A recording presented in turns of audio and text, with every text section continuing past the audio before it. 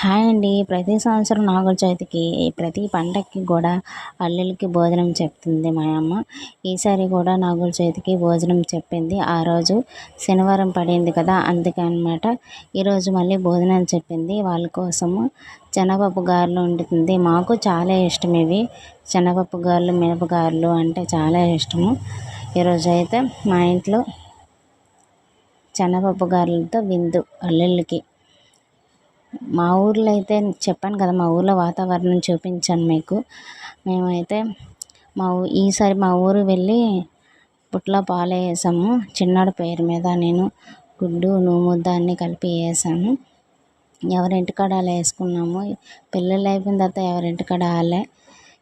అమ్మ ఇంటికాడ అయితే మేము ప్రతి సంవత్సరం 5 వేసేవాళ్ళం. ఈసారి అయితే ఎవరింటికాడ అలా వేసారనమాట.